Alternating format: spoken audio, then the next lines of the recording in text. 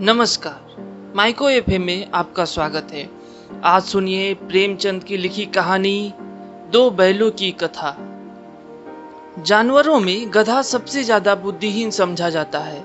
हम जब किसी आदमी को परले दर्जे का बेवकूफ कहना चाहते हैं तो उसे गधा कहते हैं। गधा सचमुच बेवकूफ है या उसके सीधेपन, उसकी निरापद सहिष्णुता ने उसे यह पदवी दे दी है, इसका निश्चय नहीं किया जा सकता। गाय सींग मारती है, ब्याई हुई गाय तो अनायास ही सिंघनी का रूप धारण कर लेती है। कुत्ता भी बहुत गरीब जानवर है, लेकिन कभी कभी उसे भी क्रोध आ ही जाता है। किंतु गधे को कभी क्रोध करते नहीं सुना ना देखा। जितना चाहे गरीब को मारो, चाहे जैसी खराब सड़ी हुई घास सामने डाल दो, उसके चेहरे पर कभी असंतोष की छाया भी ना दिखाई देगी। बैसाख में चाहे एकाध बार कुलेल कर लेता हो, पर हमने तो उसे कभी खुश होते नहीं देखा। उसके चेहरे पर एक विषाद अस्थायी रूप से छाया रहता है। सुख दुख हानि लाभ किसी भी दशा में उसे बदलते नहीं देखा। ऋषियों मुनियों के जितने गुण हैं वे सभी उसमें पराकाष्ठा को पहुंच गए हैं, पर आदमी उसे बेवकूफ कहता है। सद्गुणों का इतना अनादर कहीं नहीं देखा। कदाचित सीधापन संसार के लिए उपयुक्त नहीं है। देखिए ना, भारतवासियों की अफ्रीका में क्या दुर्दशा हो रही है। क्यों अमेरिका में उन्हें घुसने नहीं दिया जाता? बेचारे शराब नहीं पीते, 4 पैसे कुछ समय के लिए बचाकर रखते हैं, जी तोड़कर काम करते हैं, किसी से लड़ाई झगड़ा नहीं करते, 4 बातें सुनकर गम खा जाते हैं, फिर भी बदनाम है। कहा जाता है वे जीवन के आदर्श को नीचा करते हैं। अगर वे भी ईंट का जवाब पत्थर से देना सीख जाते तो शायद सभ्य कहलाने लगते। जापान की मिसाल सामने है। एक ही विजय ने उसे संसार की सभ्य जातियों में अग्रगण्य बना दिया। लेकिन गधे का एक छोटा भाई और भी है जो उससे कम ही गधा है, और वह है बैल। जिस अर्थ में हम गधे का प्रयोग करते हैं, कुछ उसी से मिलते जुलते अर्थ में बछिया के ताऊ का भी प्रयोग करते हैं। कुछ लोग बैल को शायद बेवकूफ़ों में सर्वश्रेष्ठ कहेंगे, मगर हमारा विचार ऐसा नहीं है। बैल कभी कभी मारता भी है, कभी कभी अरियल बैल भी देखने में आता है, और भी कई रीतियों से अपना असंतोष प्रकट कर देता है। अतएव उसका स्थान गधे से नीचा है। झूरी के दोनों बैलों के नाम थे हीरा और मोती। दोनों पछाई जाति के थे, देखने में सुंदर, काम में चौकस, डील में ऊंचे। बहुत दिनों साथ रहते रहते दोनों में भाईचारा हो गया था। दोनों आमने सामने या आसपास बैठे हुए एक दूसरे से मुख भाषा में विचार विनिमय करते थे। एक दूसरे के मन की बात कैसे समझ जाता था हम नहीं कह सकते। अवश्य ही उनमें कोई ऐसी गुप्त शक्ति थी जिससे जीवों में श्रेष्ठता का दावा करने वाला मनुष्य वंचित है। दोनों एक दूसरे को चाटकर और सूंघकर अपना प्रेम प्रकट करते। कभी कभी दोनों सींग भी मिला लिया करते थे। विग्रह के नाते से नहीं, केवल विनोद के भाव से, आत्मीयता के भाव से। जैसे दोस्तों में घनिष्ठता होते ही धौल धप्पा होने लगता है, इसके बिना दोस्ती कुछ फुसफुसी, कुछ हल्की सी रहती है, जिस पर ज्यादा विश्वास नहीं किया जा सकता। जिस वक्त ये दोनों बैल हल या गाड़ी में जोत दिए जाते और गर्दन हिला हिला कर चलते, उस वक्त हर एक की यही चेष्टा होती थी कि ज्यादा से ज्यादा बोझ मेरी ही गर्दन पर रहे। दिन भर के बाद दोपहर या संध्या को दोनों खुलते तो एक दूसरे को चाट चूट कर अपनी थकान मिटा लिया करते।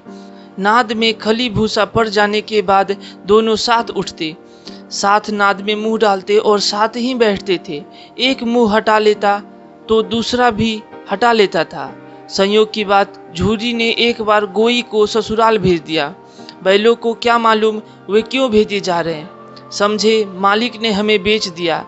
अपना यूं बेचा जाना उन्हें अच्छा लगा या बुरा कौन जाने, पर झूरी के साले गया को घर तक गोई ले जाने में दांतों पसीना आ गया। पीछे से हाँकता तो दोनों दाएं बाएं भागते, पगैया पकड़कर आगे से खींचता तो दोनों पीछे को जोर लगाते, मारता तो दोनों सींग नीचे करके हुंकारते। अगर ईश्वर ने उन्हें बानी दी होती तो झूरी से पूछते, तुम हम गरीबों को क्यों निकाल रहे हो?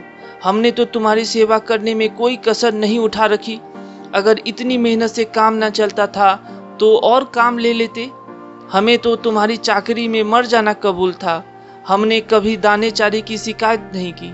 तुमने जो कुछ खिलाया वह सिर झुकाकर खा लिया। फिर तुमने हमें इस जालिम के हाथ क्यों बेच दिया? संध्या समय दोनों बैल अपने नए स्थान पर पहुंचे। दिन भर के भूखे थे, लेकिन जब नाद में लगाए गए तो एक ने भी उसमें मुंह ना डाला। दिल भारी हो रहा था। जिसे उन्होंने अपना घर समझ रखा था वह आज उनसे छूट गया था। यह नया घर, नया गांव, नए आदमी उन्हें बेगानों से लगते थे। दोनों ने अपनी मूक भाषा में सलाह की, एक दूसरे को कनखियों से देखा और लेट गए। जब गांव में सोता पड़ गया तो दोनों ने जोर लगाकर पगहे तुरा डाले और घर की तरफ चले। पगहे बहुत मजबूत थे, अनुमान ना हो सकता था कि कोई बैल उन्हें तोड़ सकेगा। पर इन दोनों में इस समय दूनी शक्ति आ गई थी। झूरी प्रातःकाल सोकर उठा तो देखा कि दोनों बैल चरनी पर खड़े हैं। दोनों की गर्दनों में आधा आधा गराव लटक रहा है। घुटने तक पांव कीचड़ से भरे हैं और दोनों की आंखों में विद्रोहमय स्नेह झलक रहा है। झूरी बैलों को देखकर स्नेह से गदगद हो गया। दौड़कर उन्हें गले लगा लिया। प्रेमालिंगन और चुंबन का वह दृश्य बड़ा ही मनोहर था। घर और गांव के लड़के जमा हो गए और तालियां बजा बजा कर उनका स्वागत करने लगे। गांव के इतिहास में यह घटना अभूतपूर्व न होने पर भी महत्वपूर्ण थी। बाल सभा ने निश्चय किया, दोनों पशु वीरों को अभिनंदन पत्र देना चाहिए। कोई अपने घर से रोटियां लाया, कोई गुड़, कोई चोकर, कोई भूसी। एक बालक ने कहा, ऐसे बैल किसी के पास ना होंगे। दूसरे ने समर्थन किया, इतनी दूर से दोनों अकेले चले आए। तीसरा बोला, बैल नहीं है, वे उस जन्म के आदमी हैं। इसका प्रतिवाद करने का किसी को साहस ना हुआ।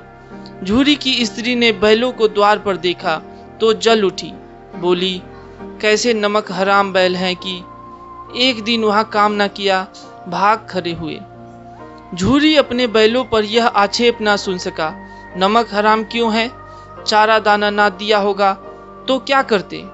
स्त्री ने रोब के साथ कहा, बस तुम ही तो बैलों को खिलाना जानते हो, और तो सभी पानी पिला पिला कर रखते हैं। झूरी ने चिढ़ाया, चारा मिलता तो क्यों भागते? स्त्री चिढ़ी, भागे इसलिए कि वे लोग तुम जैसे बुद्धुओं की तरह बैलों को सहलाते नहीं, खिलाते हैं तो रगड़ कर जोतते भी हैं। ये दोनों ठहरे कामचोर भाग निकले। अब देखूं कहाँ से खली और चोकर मिलता है। सूखे भूसे के सिवा कुछ ना दूंगी, खाए चाहे मरे। वही हुआ। मजूर को कड़ी ताकीद कर दी गई कि बैलों को खाली सूखा भूसा दिया जाए। बैलों ने नाद में मुंह डाला तो फीका फीका, ना कोई चिकनाहट ना कोई रस। क्या खाएं? आशा भरी आंखों से द्वार की ओर ताकने लगे। झूरी ने मजूर से कहा, थोड़ी सी खली क्यों नहीं डाल देता बे? मालकिन मुझे मार ही डालेगी। चुरा कर डाला? ना दादा, पीछे से तुम भी उन्हीं की सी कहोगे। दूसरे दिन झूरी का साला फिर आया और बैलों को ले चला। अब की उसने दोनों को गाड़ी में जोता। 2-4 बार मोती ने गाड़ी को सड़क की खाई में गिराना चाहा, पर हीरा ने संभाल लिया। वह ज्यादा सहनशील था। संध्या समय घर पहुंचकर उसने दोनों को मोटी रस्सियों से बांधा और कल की शरारत का मजा चखाया। फिर वही सूखा भूसा डाल दिया। अपने दोनों बैलों को खली चूनी सब कुछ दी। दोनों बैलों का ऐसा अपमान कभी ना हुआ था। झूरी इन्हें फूल की छड़ी से भी ना छूता था। उसकी टिटकार पर दोनों उड़ने लगते थे।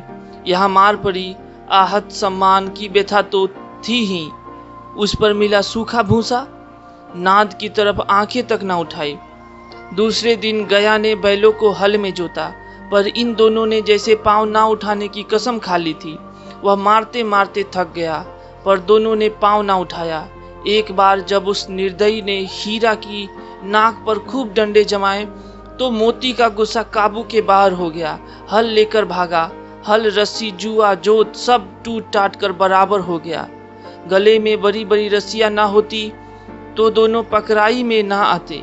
हीरा ने मूक भाषा में कहा, भागना व्यर्थ है। मोती ने उत्तर दिया, तुम्हारी तो इसने जान ही ले ली थी, अब की बड़ी मार पड़ेगी। पढ़ने दो, बैल का जन्म लिया है तो मार से कहाँ तक बचेंगे। गया 2 आदमियों के साथ दौड़ा आ रहा है। दोनों के हाथ में लाठियां है। मोती बोला, कहो तो दिखा दूं कुछ मजा, मैं भी लाठी लेकर आ रहा है। हीरा ने समझाया, नहीं भाई, खड़े हो जाओ, मुझे मारेगा तो मैं भी एक दो को गिरा दूंगा। नहीं, हमारी जाति का यह धर्म नहीं है। मोती दिल में ऐंठ कर रह गया। गया आ पहुंचा और दोनों को पकड़ कर ले चला। कुशल हुई कि उसने इस वक्त मारपीट ना की, नहीं तो मोती भी पलट पड़ता। उसके तेवर देखकर गया और उसके सहायक समझ गए कि इस वक्त टाल जाना ही भलमनसाहत है। आज दोनों के सामने फिर वही सूखा भूसा लाया गया। दोनों चुपचाप खड़े रहे।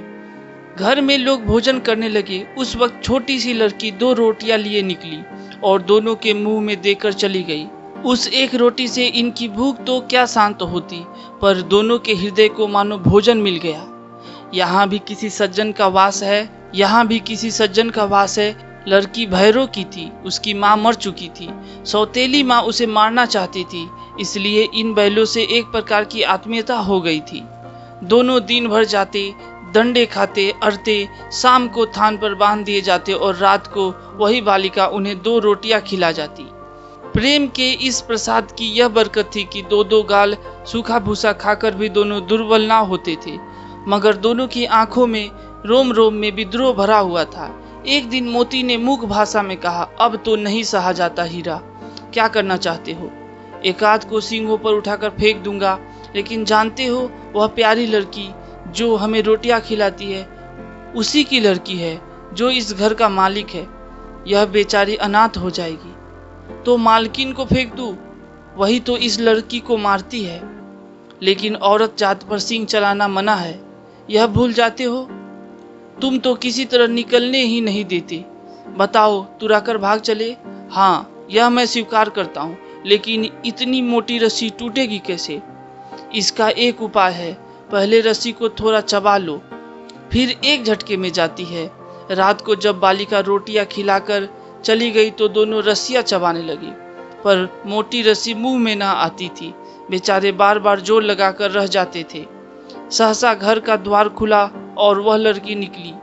दोनों सिर झुकाकर उसका हाथ चाटने लगे। दोनों की पूंछें खड़ी हो गई। उसने उनके माथे सहलाए और बोली, खोल देती हूँ, चुपके से भाग जाओ, नहीं तो ये लोग मार डालेंगे। आज घर में सलाह हो रही है कि इनकी नाकों में नाथ डाल दिया जाए। उसने गराव खोल दिया, पर दोनों चुप खड़े रहे। मोती ने अपनी भाषा में पूछा, अब चलते क्यों नहीं? हीरा ने कहा, चले तो, लेकिन कल इस अनाथ पर आफत आएगी, सब इसी पर संदेह करेंगे। सहसा बालिका चिल्लाई, दोनों फूफा वाले बैल भागे जा रहे हैं। ओ दादा, दादा, दोनों बैल भागे जा रहे हैं। गया हड़बड़ाकर भीतर से निकला और बैलों को पकड़ने चला। वे दोनों भागे। गया ने पीछा किया और भी तेज हुए। गया ने शोर मचाया, फिर गांव के कुछ आदमियों को भी साथ लेने के लिए लौटा। दोनों मित्रों को भागने का मौका मिल गया। सीधे दौड़ते चले गए, यहाँ तक कि मार्ग का ज्ञान रहा। जिस परिचित मार्ग से आए थे उसका यहाँ पता न था। नए नए गांव मिलने लगे।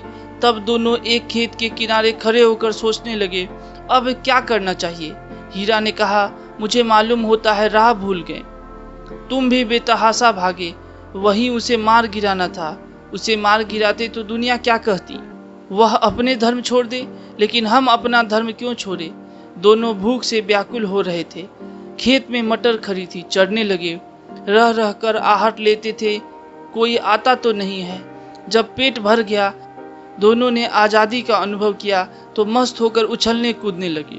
पहले दोनों ने डकार ली, फिर सींग मिलाए और एक दूसरे को ठेकने लगी, यहाँ तक कि वह खाई में गिर गया। तब उसे भी क्रोध आ गया, संभल कर उठा और मोती से भिड़ गया। मोती ने देखा कि खेल में झगड़ा हुआ चाहता है तो किनारे हट गया। अरे यह क्या, कोई सांड हौंकता चला आ रहा है। हाँ, सांड ही है। वह सामने आ पहुंचा। दोनों मित्र बंगले झांक रहे थे। सांड पूरा हाथी था, उससे भिड़ना जान से हाथ धोना है, लेकिन ना भिड़ने पर भी जान बचती नजर नहीं आती। इन्हीं की तरफ आ भी रहा है।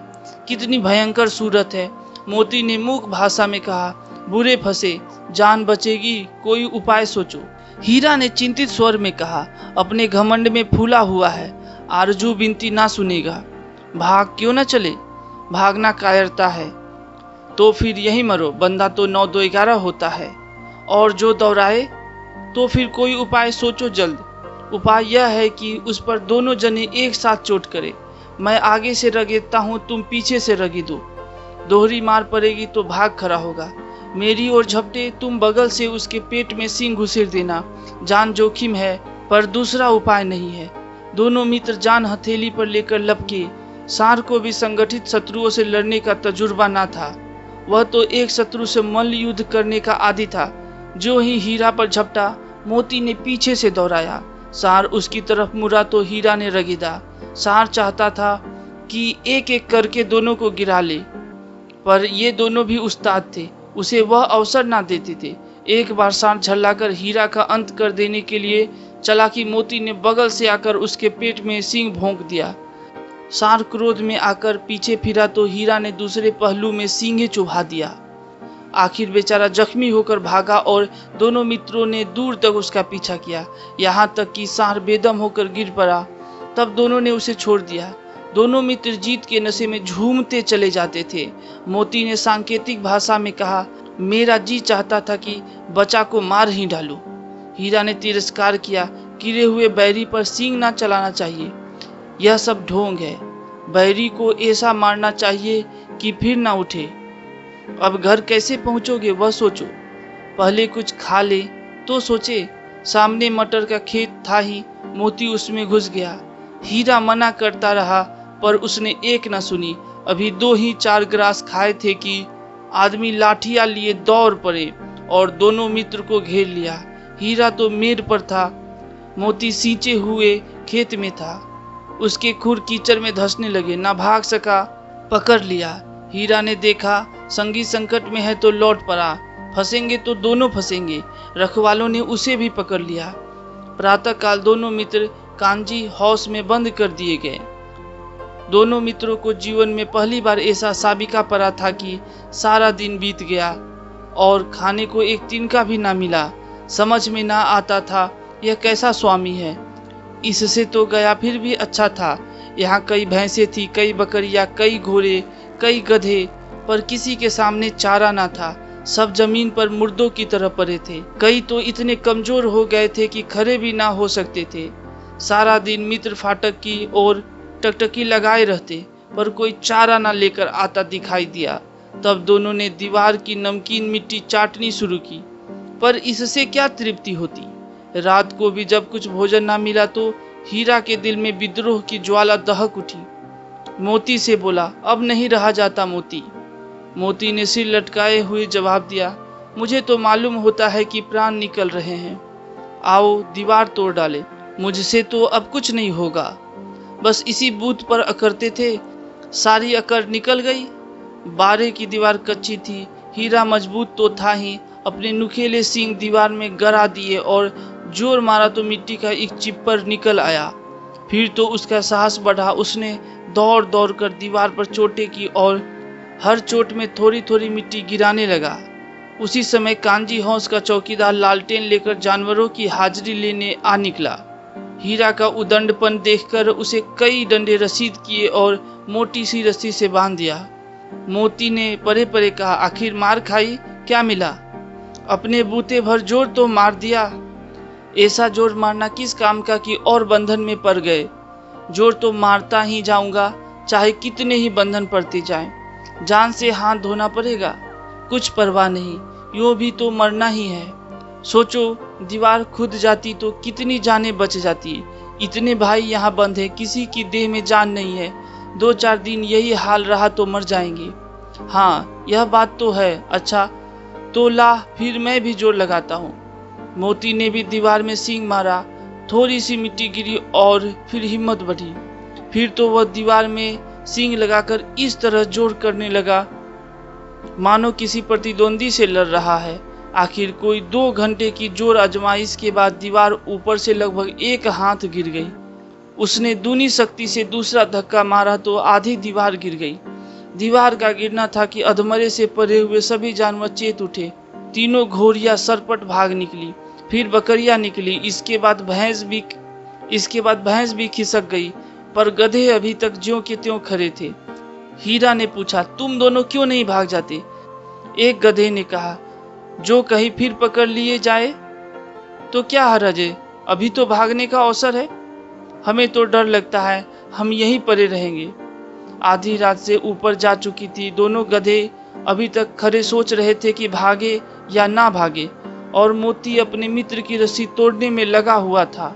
जब वो हार गया तो हीरा ने कहा, तुम जाओ, मुझे यहीं पड़ा रहने दो, शायद कहीं भेंट हो जाए। मोती ने आंखों में आंसू लाकर कहा, तुम मुझे इतना स्वार्थी समझते हो? हीरा, हम और तुम इतने दिनों एक साथ रहे हैं। आज तुम विपत्ति में पड़ गए हो तो मैं तुम्हें छोड़कर अलग हो जाऊं? हीरा ने कहा, बहुत मार पड़ेगी, लोग समझ जाएंगे यह तुम्हारी शरारत है। मोती ने गर्व से बोला, जिस अपराध के लिए तुम्हारे गले में बंधना पड़ा, उसके लिए अगर मुझे मार पड़े तो क्या चिंता। इतना तो हो ही गया कि 9-10 प्राणियों की जान बच गई, वे सब तो आशीर्वाद देंगे। यह कहते हुए मोती ने दोनों गधों को सींगों से मार मार कर बाड़े से बाहर निकाला और तब अपने बंधु के पास आकर सो रहा। भोर होते ही मुंशी और चौकीदार तथा अन्य कर्मचारियों में कैसी खलबली मची, इसके लिखने की जरूरत नहीं। बस इतना ही काफी है कि मोती की खूब मरम्मत हुई और उसे भी मोटी रस्सी से बांध दिया गया। 1 सप्ताह तक दोनों मित्र वहां बंधे पड़े रहे। किसी ने चारे का एक तिरिन भी ना डाला। हाँ, एक बार पानी दिखा दिया जाता था, यही उनका आधार था। दोनों इतने दुर्बल हो गए थे कि उठा तक नहीं जाता था। ठठरिया निकल आई थी। एक दिन बाड़े के सामने डुग्गी बजने लगी और दोपहर होते होते वहां 50-60 आदमी जमा हो गए। तब दोनों मित्र निकाले गए और लोग आकर उनकी सूरत देखते और मन फीका करके चले जाते। ऐसे मृतक बैलों का कौन खरीदार होता। सहसा एक दढ़ियल आदमी, जिसकी आंखें लाल थी और मुद्रा अत्यंत कठोर, आया और दोनों मित्र के कूल्हों में उंगली गोद कर मुंशी जी से बातें करने लगा। चेहरा देखकर अंतर्ज्ञान से दोनों मित्रों का दिल कांप उठे। वह क्यों है और क्यों टटोल रहा है, इस विषय में उन्हें कोई संदेह न हुआ। दोनों ने एक दूसरे को भीत नेत्रों से देखा और सिर झुका लिया। हीरा ने कहा, गया के घर से नाहक भागे, अब तो जान ना बचेगी। मोती ने अश्रद्धा के भाव से उत्तर दिया, कहते हैं भगवान सबके ऊपर दया करते हैं, उन्हें हमारे ऊपर दया क्यों नहीं आती? भगवान के लिए हमारा जीना मरना दोनों बराबर है। चलो अच्छा ही है, कुछ दिन उसके पास तो रहेंगे। एक बार उस भगवान ने उस लड़की के रूप में हमें बचाया था, क्या अब ना बचाएंगे? यह आदमी छुरी चलाएगा, देख लेना। तो क्या चिंता है? मांस, खाल, सींग, हड्डी सब किसी के काम आ जाएगा। नीलाम हो जाने के बाद दोनों मित्र उस दढ़ियल के साथ चले। दोनों की बोटी बोटी कांप रही थी। बेचारे पांव तक ना उठा सकते थे, पर भय के मारे गिरते पड़ते भागे जाते थे, क्योंकि वह जरा भी चाल धीमी हो जाने पर डंडा जमा देता था। राह में गाय बैलों का एक रेवर हरे भरे हार में चढ़ता नजर आया। सभी जानवर प्रसन्न थे, चिकने चपल, कोई उछलता था, कोई आनंद से बैठा पागुर करता था। कितना सुखी जीवन था इनका, पर कितने स्वार्थी हैं सब। ऐसा मालूम हुआ कि परिचित राह है। हाँ, इसी रास्ते से गया उन्हें ले गया था। वही खेत, वही बाग, वही गांव मिलने लगे। प्रति क्षण उनकी चाल तेज होने लगी। सारी थकान, सारी दुर्बलता गायब हो गई।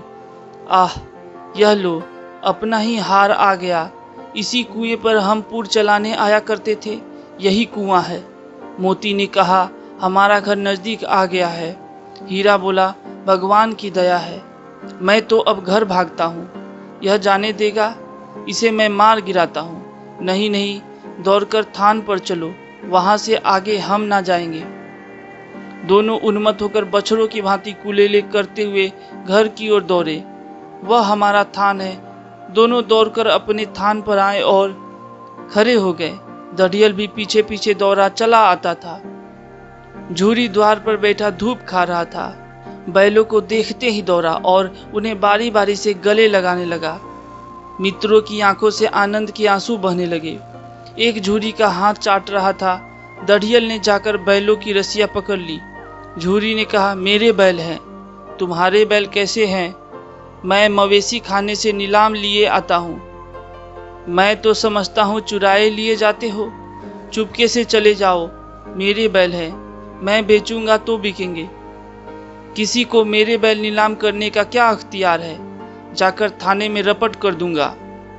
मेरे बैल हैं, इसका सबूत यह है कि मेरे द्वार पर खड़े हैं। दढ़ियल झल्लाकर बैलों को जबरदस्ती पकड़ ले जाने के लिए बढ़ा। उसी वक्त मोती ने सींग चलाया। दढ़ियल पीछे हटा। मोती ने पीछा किया। दढ़ियल भागा। मोती पीछे दौड़ा। गांव के बाहर निकल जाने पर वह रुका, पर खरा दढ़ियल का रास्ता वह देख रहा था। दढ़ियल दूर खड़ा धमकियां दे रहा था, गालियां निकाल रहा था, पत्थर फेंक रहा था और मोती विजयी सुर की भांति उसका रास्ता रोके खड़ा था। गांव के लोग यह तमाशा देखते थे और हंसते थे। जब दढ़ियल हारकर चला गया तो मोती अकड़ता हुआ लौटा। हीरा ने कहा, मैं तो डर गया था कि कहीं तुम गुस्से में आकर मार ना बैठो। अब ना आएगा। आएगा तो दूर से ही खबर लूंगा, देखूं कैसे ले जाता है। जो गोली मरवा दे, मर जाऊंगा पर उसके काम ना आऊंगा। हमारी जान को कोई जान ही नहीं समझता, इसलिए कि हम इतने सीधे हैं। जरा देर में नादों में खली, भूसा, चोकर और दाना भर दिया गया और दोनों मित्र खाने लगे। झूरी खरा दोनों को सहला रहा था, वह उनसे लिपट गया। झूरी की पत्नी भी भीतर से दौड़ी दौड़ी आई। उसने भी आकर दोनों बैलों के माथे चूम लिए। धन्यवाद। अगर आपको यह कहानी पसंद आई हो तो चैनल को सब्सक्राइब, लाइक और शेयर करना ना भूलें।